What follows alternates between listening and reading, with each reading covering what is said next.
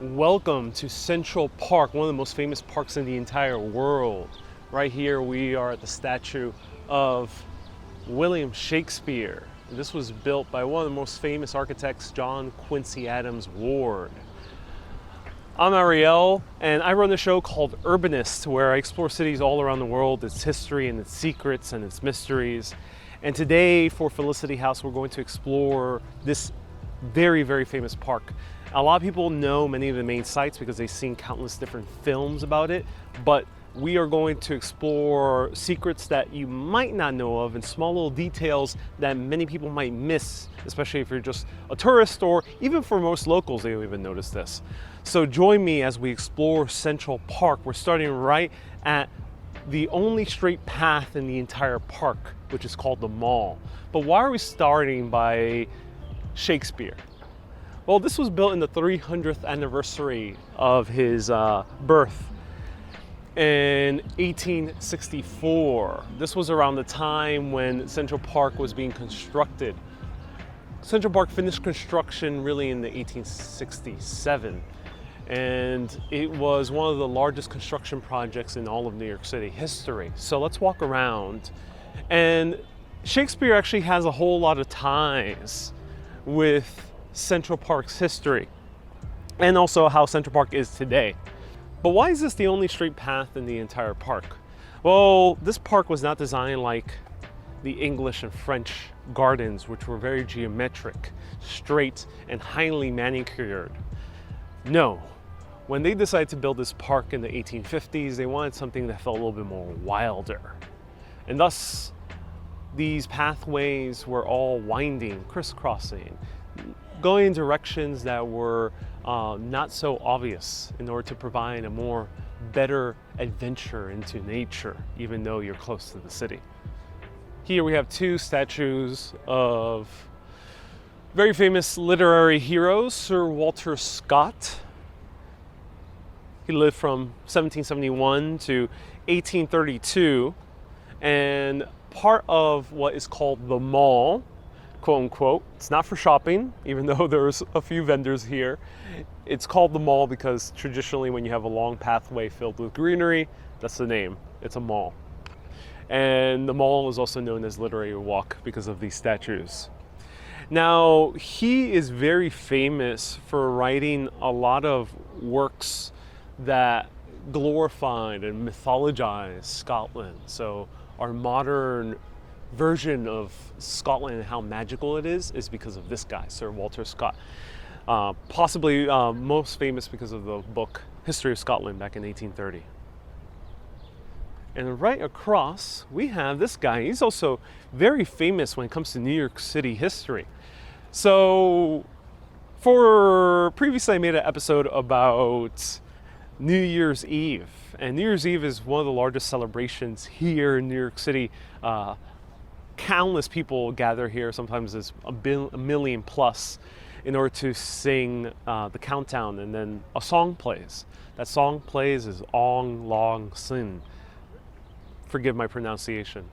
And that was written, at least the modern version that we sing today, was written by this guy, Robert Burns.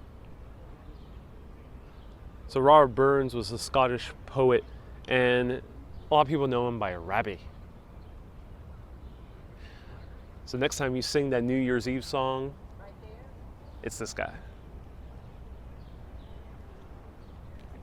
So let's continue walking around, and now we're surrounded by all of these huge, massive elms. These are American elms. But these are the most expensive trees in all of the US. Well, why is that? It's just a tree. Why is it so expensive? Well, let's see if we can actually bump into a sign that indicates why it's so expensive. Stay tuned. So a little backstory on Central Park. It was designed by two architects, Calvert Vaux and Frederick Law Olmsted. But how did they win this contract? Because Frederick Law Olmsted was just a journalist. He had no experience in landscape architecture. And Calvert Vaux, He was more of an architect, at least at first. So how did these guys that were not so experienced end up winning the biggest contract in New York City history? New York City, 1800s, the 40s and the 50s. It was getting extremely crowded, especially below 14th Street.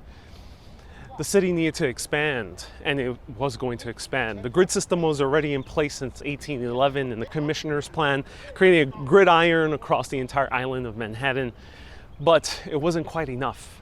And that day, in that time, New York City was not Brooklyn and Bronx and Queens and Staten Island. The city of New York was basically just Manhattan and some parts of the Bronx. So it seemed like a small city, and it seemed like soon we were going to be drowned in tenements and factories and docks and piers. So what was New York City to do? We had to build some green space because we had a few major epidemics. Epidemics such as yellow fever, certain outbreaks of cholera, and tuberculosis, and a few others. Many of the people at that time believed that it was due to cramped spaces. Everyone was crammed in. So what could they do? Well, they had to build a park somewhere, but where? There was a few scenarios. They could build a park in a place called Great Jones Wood, which is around the Upper East Side. But this was almost a half a century, a little bit more than a half a century before the New York City subway system was constructed in 1904. Upper East Side was going to be way too far away if you lived below 14th Street. Way too far away. Then New York City thought of another genius plan. Wait a minute. Let's utilize the grand waterfront. Because New York City is surrounded by water, let's use right by it as parkland. Let's make a massive park that rings around. But then they end up realizing, wait a minute, most of our money is coming from the water, from the ports, the piers, the docks, the slips. Basically everything connecting us to the rest of the world and us connecting it to the rest of the US. Wasn't going to be good business to take away that valuable space, especially when factories and manufacturing was starting to be built. We had like a new burgeoning industrial revolution, and thus it enabled the factories to be right next to the water and that to be shipped so you can receive your raw goods and send them out. Again, this was in the early days of the railroad, so we still only have factories far away from the water yet. So no good. We could not sacrifice our industrial might for some beautiful parks. But right in the middle of Manhattan, where we are, was an area. It was very rocky, it was a bit swampy, and wasn't quite the best property. They didn't have quite the highest value, at least on the market. People did live here. There was a village called Seneca Village, and I'll mention that towards the end of our tour. And some people say that there's some great geological secret here that's still kept under the wraps. We'll talk about that a little bit later. But how did a rocky landscape turn into this? Well, the land was cheap and it was fairly flat enough. So New York City gave the go-ahead. And the guys with that plan was our boys, Frederick Law Olmsted and Calvert Vaux. They proposed to build Central Park in the style of the Adirondack Mountains, making it unlike any formal royal park that you would see in the grand cities of Europe. No, they wanted you to feel like you were in the wilderness, in the middle of the mountains of the great US. And thus they took this massive undertaking to carve this landscape completely from scratch in order to make what we have park here today, including some of the most expensive trees in the world, these American elms. Millions of dollars have been spent to maintain these American elms. And here we have the sign that says, protect the American elm. Please keep out. Okay, those are very bold words for a tree, you know. We're in the park here. Aren't we supposed to like be next to the trees? Can't we like hug a tree? It shouldn't be that bad. Well, the American elm they planted this in the 1920s. Shortly thereafter, there was a massive disease that started ravaging the American elms across the entire US. It was called Dutch elm disease. The thing is, Dutch elm disease on its own wasn't so bad because it was a fungus, but that fungus was being carried by an invasive species of beetles. So John Lennon wasn't the only beetle that loved Central Park. It was these beetles as well that invaded these trees and destroyed them. But the American elm was America. The American elm was around every single main street in America. It was this country's identity. We cannot sacrifice American elms and replace them with some European breed. So they decided to maintain them at all costs. And to this day, they're still vulnerable to that beetle, not John Lennon, the actual beetle, and to Dutch elm disease. And hence they spend millions of dollars to maintain all these trees. And they're looking mighty healthy, and they have proved to be an iconic spot for countless films, such as When Harry Met Sally, and countless Instagrams that you'll see all around, especially during fall time when the leaves start turning. Let's continue walking through.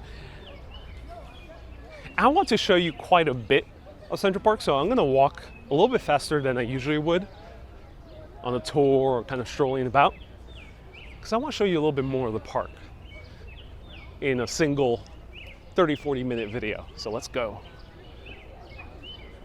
Here usually there's skateboarders, there's like people rollerblading. Today's a little bit quieter, this area.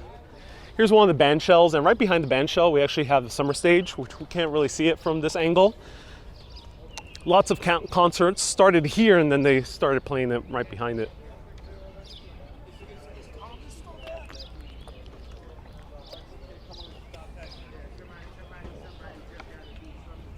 Beautiful day. We hear the birds chirping. It's a beautiful day in the neighborhood today, just like Mr. Rogers said.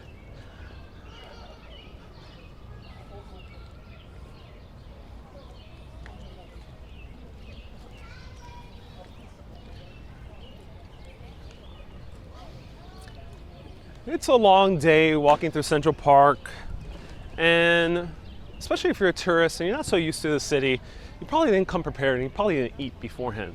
And then you're suddenly very hungry and you're like, oh my God, I need some food. Well, a lot of people gravitate to the most stereotypical food to have in all of New York City. That food is the hot dog. Thing is, this hot dog stand right over here is one of the most expensive stands in all of New York. You buy here a hot dog maybe for $3 or $4. You might think to yourself, maybe, if you're a savvy New Yorker, you might think to yourself, I'm being ripped off. But the guys who own these stands are paying upwards of $200,000 to $289,000 for this stand. Yep, $200,000 to maintain and own the permit for this hot dog stand. But why? Why do they need to spend so much? And are they making that money back? Well, fortunately in the pandemic, it might be a different case. But beforehand, they were. Because this is a very big hot spot for buying hot dogs. Many hungry tourists come over here. But why is it so expensive to own a stand of hot dogs in the middle of a park? If you go to other parks around the world, they're surrounded by stands. But New York City wanted to limit that. So they limited the stands to only 3,100. That is the max number. There's no more stands than that. Any other stands are illegal. So permits are in high demand. Some permits are very low. The lowest one in the entire island of Manhattan is all the way in Inwood Park, which is all the way up north, a little bit further up north than where the movie In the Heights takes place. And that only costs $700 a year. Not too much. But this on the other hand, is in extremely high demand, more than $200,000 a year. So next time you pay $4 for that hot dog, remember how much this guy is paying. Here we have Bethesda Terrace, and soon we're gonna go down to the arcade. But there's one specific little secret right below us. And let me wait until people over here pass through. All right, so here we have two columns. Now, one of the architects, Frederick Law Olmsted, was mostly the landscape architect. As I mentioned, he never actually designed any landscape architecture before, but somehow he got the job, not having too much experience. Goes to show you don't always need experience to get a job. Sometimes all you need is a good vision. And then, Calvert Vaux built most of the structures, along with designing the park with Olmsted. He also designed the structures. And part of the design process for the structures was to integrate them into the actual landscape. But as I mentioned, this entire landscape is made from scratch. None of this is real. Central Park is a lie. It's a huge lie. All right, I'm teasing. It's a bit harsh words. It's not a lie, but it's all designed from scratch. So keep that in mind. Including the architecture was implemented into these rolling hills and these winding pathways. Right here we have sculptures, and they decided to hire one of the more famous sculptors at that time, or relief makers. His name was Jacob Ray Mould. So Jacob Ray Mould molded these amazing little sculptures. And this is the summer theme. So here we have a bright sunrise, we have the rooster cock-a-doodling in the morning. This is daytime, actually. Might have said summer by mistake. Daytime. And here we have a daytime scene. But on the other side, we have night. And this one, we have someone reading some religious text under candlelight, or maybe just another book. We have an owl, an imagery that you see all around New York City. We also have a bat right over here, but you have to go around this corner and you'll see a witch. Now, this is nothing out of the ordinary for 2021 or for the past maybe 80 or so years, because Halloween is an extremely popular holiday. But back in 1850s, not that many people actually knew about Halloween. The people who did know about Halloween were the people who built this park. So here we have a witch flying on her broomstick, and we have a little pumpkin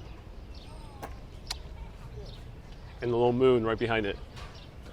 So the people who built this park were mostly Irish Americans. In the 1840s and the 1850s, especially after the Great Irish Famine, which is a very complicated affair, and that's the name that we use to just, that is most well known by it, but it's much more complicated than just being a famine. Nonetheless, millions of Irish people came over here. To a point in the mid-1800s, 1 in every 4 New Yorkers were Irish. And thus, many of them were hired here because they were extremely cheap labor. Jacob Ray Mould maybe was paying tribute to the Irish over here, because the Irish are the ones who brought over Halloween. That's why we celebrate here in America. It's because of the Irish Americans. Some people might be saying that he's paying tribute to them. Some people might be saying that he's maybe making fun of them. Maybe it's a little bit of both. So who knows what this molding by Jacob Ray Mould was intended for? What do you think? Let me know. Let's go down to one of the most photographed places in all of Central Park. This is known for countless engagement photos, countless wedding photos, basically anything to celebrate graduation. Anything right here is countless times it's taken.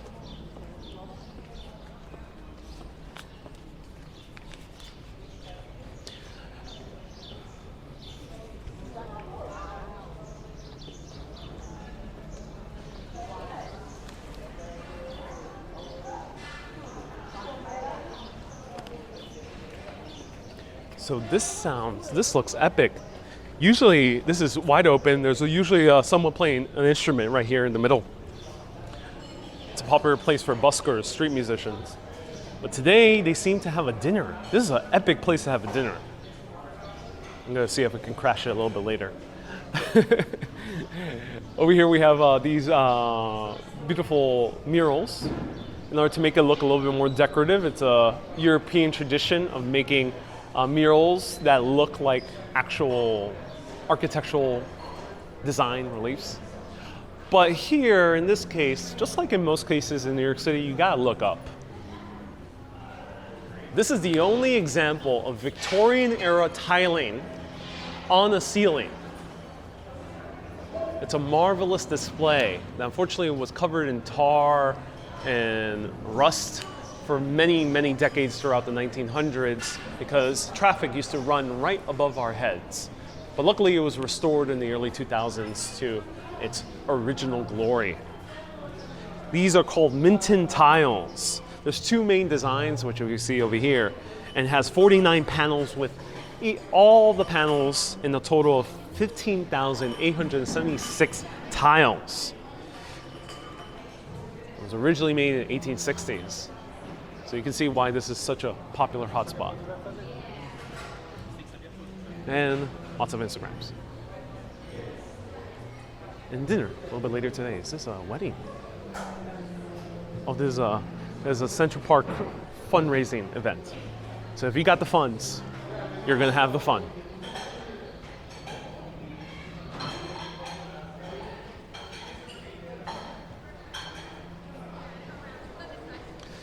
Amazing. So 1970s was a terrible decade for New York City, but especially a terrible decade for Central Park. For many decades already, it was already an abandoned place. In the 1930s, during the Great Depression, Central Park was actually used as a shanty town. And then in the 70s, it was abandoned. It was a crime-ridden place, including here, Bethesda Terrace. It was looking dry, no beautiful grass, the graffiti all around the terrace itself, and there was car traffic passing all the time above. Not quite a pleasant place, but luckily Central Park Conservancy, which is a nonprofit, gets it raises all of its funds from private investors, maintains this park. This is one of its centerpieces. This is the Angel in the Waters, made by the only female sculptor to be featured in Central Park, one of the first major female sculptors to be featured in New York City outdoors, period. Emma Stebbins. She molded this in Munich. And of course, it's iconic. It's iconic in the amazing play, Angels in the Water, same name. And also people say it's an inspiration for the beginning of the TV show Friends. This and the Pulitzer Fountain in Plaza Hotel. See how gorgeous it is.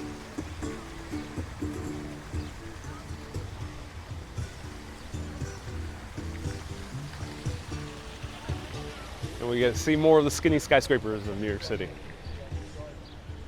Beautiful, beautiful day here today.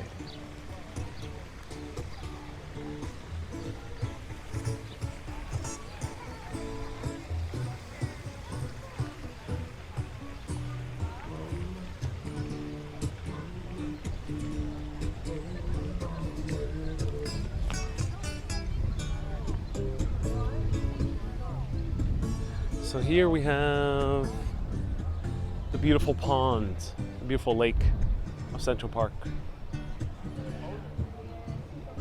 Well known for rowboating, which I highly recommend doing if you're here. And right down there is the Low Boathouse. That's the place where, in the film When Harry Met Sally, Sally was brunching with her friends and she comes to a realization that she might have an actual crush on Billy Crystal's character. But down here we have the main attraction for a lot of people, the turtles.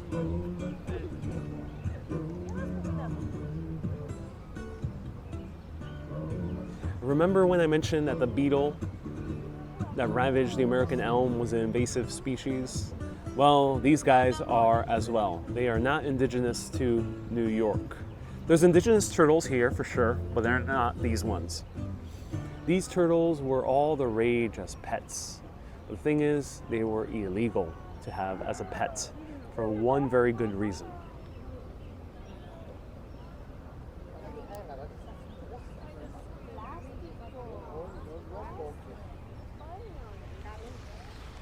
So why were they illegal to have as pets? Right behind it we have another pond called Turtle Pond, and it's named after these turtles. Well, these turtles look so tiny when they're little. And they used to be sold in Chinatown.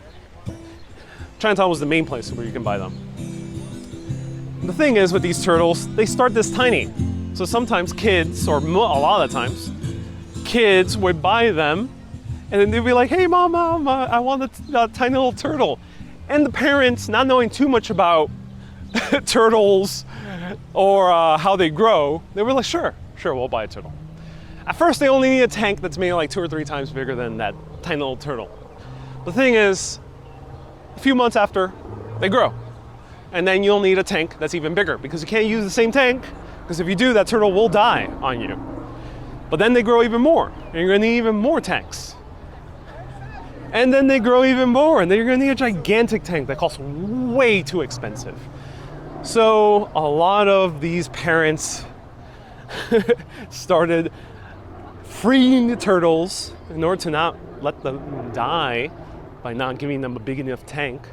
They decided to free them here at the lake, here in Central Park. Be free, turtle. The thing is, fortunately, they are an invasive species. And yes, you can still find them sometimes illegally, but no, I would not recommend them buying them. We can see people rowboating.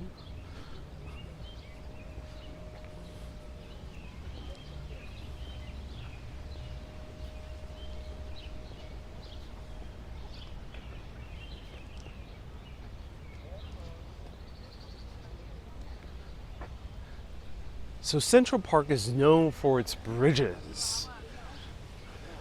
There's 35 unique bridges here, each with their individual style and building material. This bridge is particularly special, not because of its aesthetic beauty, but also because it is the first cast iron bridge in New York.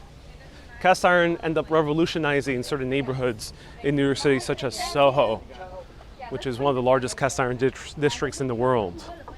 Cast iron makes it very easy to build very ornate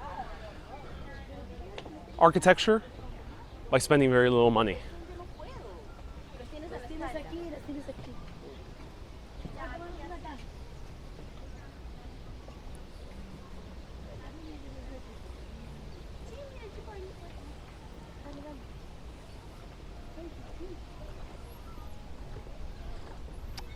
Beautiful.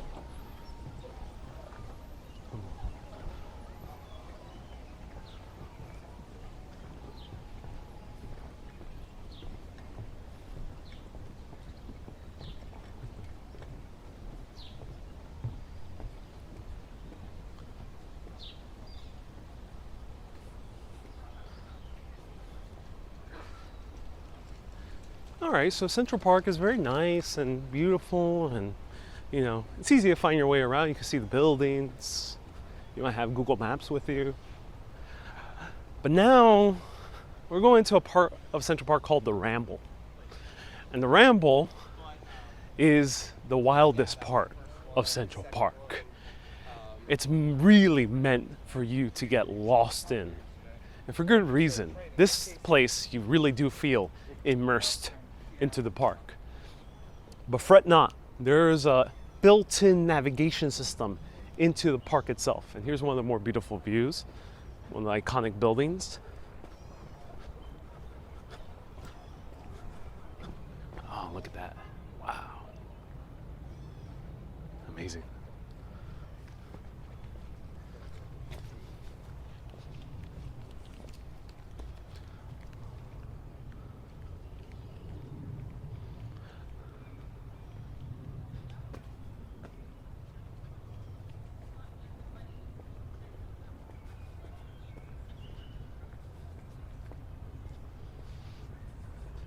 So Frederick Olmsted wanted this to truly feel like the Adirondacks and the Appalachian Mountains.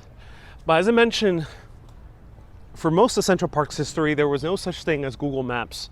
So how in the world will you find your way back here in the 1870s in the middle of Central Park when it's super dark at night? How would you find your way? Well, there's a built-in navigation system. No, you did not need to carry an actual map. There's no tourist kiosks back then where they would give you a paper map. No, you would have to go to the light posts. And in these light posts, we have these numbers. 7417. 74, the two first numbers, the 2 to 3 first numbers are the street. 74 means that we are aligned with 74th Street. Right over here, the 74th Street. And 7, when they are odd numbers, mean that we are closer west. So we're more west. So we're closer to Upper West Side at 74th Street, while the even numbers are more east. That's how you can find your way around Central Park back then, before the age of Google Maps. Now, one thing that is real about this park, a lot of things here are fake, you know. As I mentioned, Central Park is a lie. But one thing that isn't a lie is this big pile of schist. Schist, get schist. Don't mispronounce that word. It's very close to another word. Big pile of schist, right here. This is Manhattan schist, to be specific. And it is bedrock. It is the bedrock that is enabled New York City to build gigantic skyscrapers. It's because of this pile of schist, not this specific one, but just in general, the pile of schist all underneath our feet. It's because we have skyscrapers. But these are real. These are natural to the landscape. As I mentioned, Central Park was very rocky before.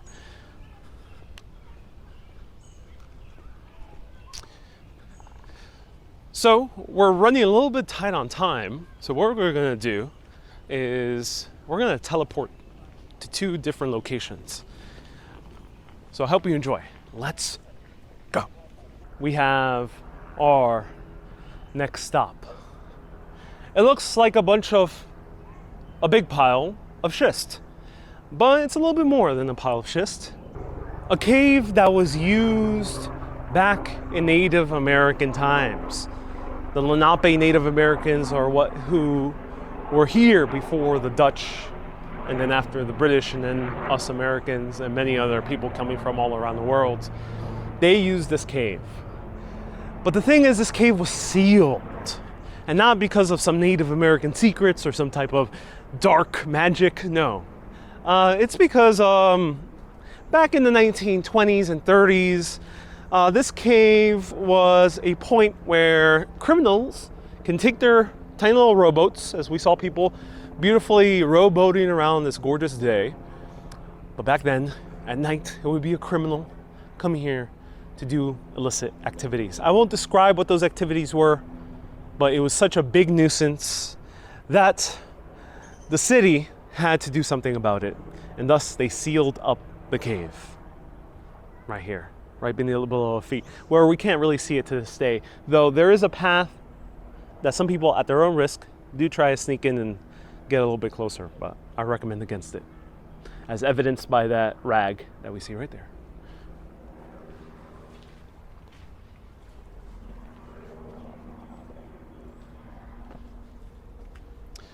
So now let's go to our final stop, the castle in the middle of Central Park. Yep, there's a literal castle in the middle of Central Park.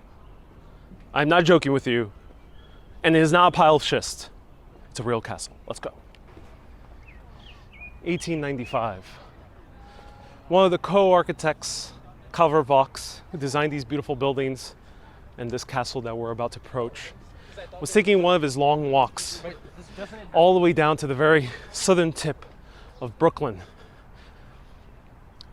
He was already in very late age, and he loved walking his entire life. That walk would be a few miles long. But this day, he was writing a letter And in this letter, according to legend, we knew that he wrote something, but we don't know what. And according to legend, he mentioned that Central Park had a very big secret. A secret that cannot be exposed until 1965. That's legend. But what actually happened according to history? Well, he goes down to Gravesend, to right by the Atlantic Ocean, where you can see the sea. And he talks to a captain, a sea captain, who he's friends with. And he's admiring the new construction of the port this captain made. And many hours later, Calvert Vaux was found dead, washed up ashore. His glasses missing, one shoe also missing. The only thing that they found on his person, aside from his clothes, was his pocket watch and about $2 in change. But as they were investigating the death, his son immediately said, no, it wasn't suicide. Not at all. And the investigators also took murder out of the question. No, couldn't quite be that. But how exactly he died, no one knows for sure. Some people think that he passed away while admiring the new dock of this captain friend of his, and that he might have slept and fell. Maybe he bumped his head. Maybe he had a heart attack and he drowned. No one knows for sure. But then in 2006, a man called David Wise alleged that he found this so-called papers, this last letter of Calvert Vaux that he wrote. He said that he received it from a woman, and that this woman ended up mysteriously dying a few months after he received these letters.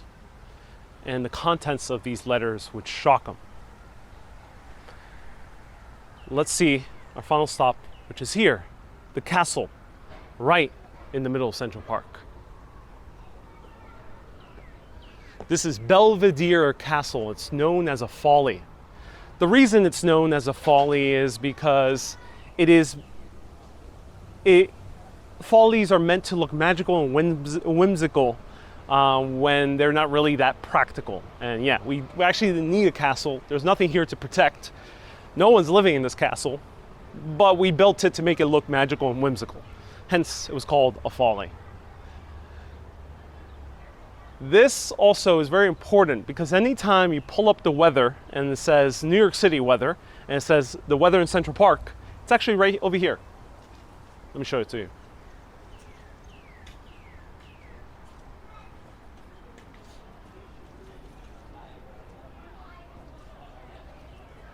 So right up there is the weather vane, and that weather vane is what calculates the weather when you search up the weather of New York City.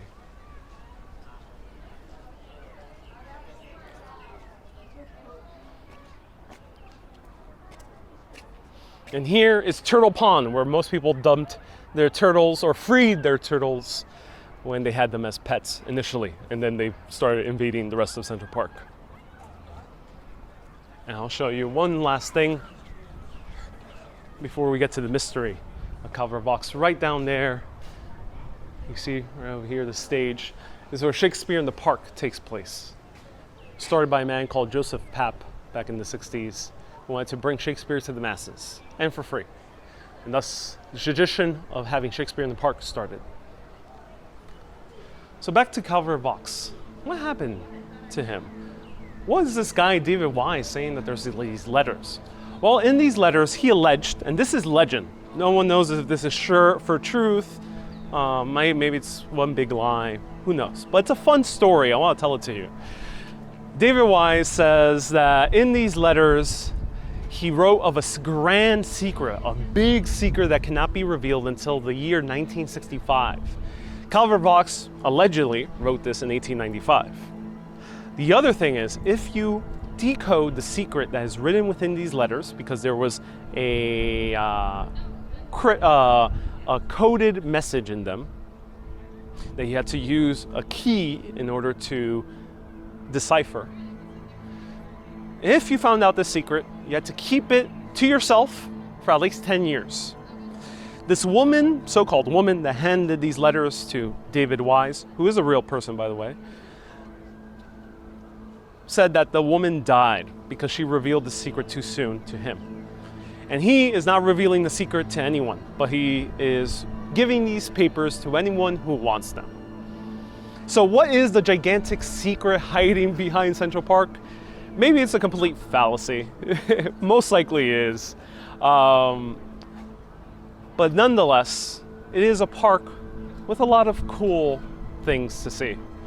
So I hope Calvert Vaux rests in peace. He did definitely live a long life despite his tragic end. And Frederick Law Olmsted, along with his sons, end up making hundreds of parks around the US. People say that he made up to 700 parks under him and his company's name. So this park ended up inspiring parks all around the US and also the world. Thank you everyone so much for watching this grand tour of Central Park. And as I like to say in my own show, keep being awesome and always keep on exploring. Have a great day, everyone. Bye-bye.